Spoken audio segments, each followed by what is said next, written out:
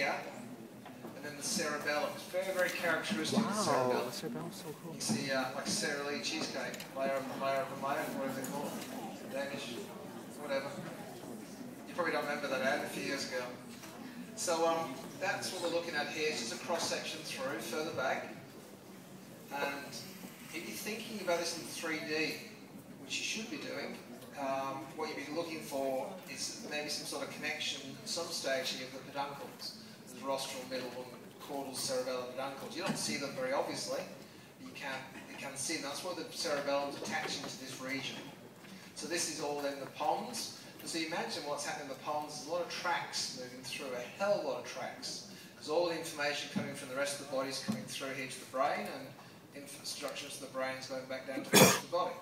So you'll see tracks. You'll also see areas of different coloration, which are basically cell bodies, and there'll be nuclei, or bits of grey matter.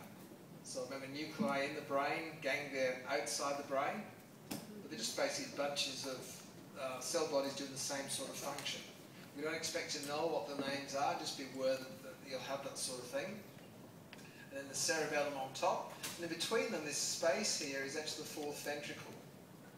If you just look at the fourth ventricle in a bit more detail, so I've moved in, you can see it. And we've got this vermis sitting here, which separates and holds the fluid in, the vermis, and then we've got, not the vermis, the complete mind blank, come back in a second. And then the fourth ventricle, sitting here full of CSF. Also, the CSF all around the rest of the brain as well. So moving through, it's pretty hard to differentiate. I'll just move over. You can see areas of slightly darker colour, and then areas of lighter colour. And the lighter colour is more the white matter, and the grey, and the darker area, more cell bodies will be part of the grey matter.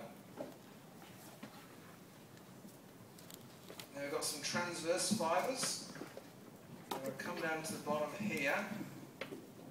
You see these fibres that are going this way. And that's caused by a decussation of cranial nerve 8. It's just some transverse fibres. When we look at the brains tomorrow, you will see cranial nerve 8. And that's, the fibres decussate quite prominently on the base of the pons. So coordinated between left and right. Then we move up and have a look at the cerebellum itself.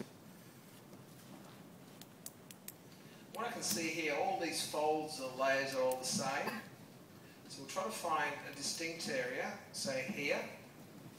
I can see a layer here, and a layer here, and a line of cells here. And if I move along a little bit, then right in the middle, slightly discoloured, which is the white matter. I'll find a better example.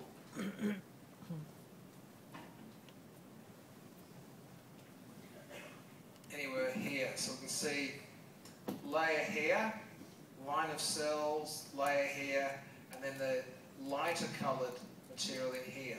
So that's basically all there is part of the grey matter, and then white matter right in the centre. This is very layered or folded over.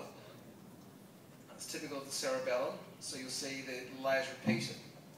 Now if I look at this in higher power, the outer layer here is called the molecular layer.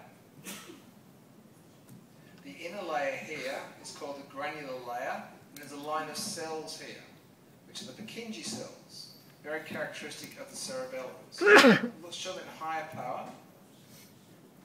So you can see molecular layer, granular layer, looks very granular.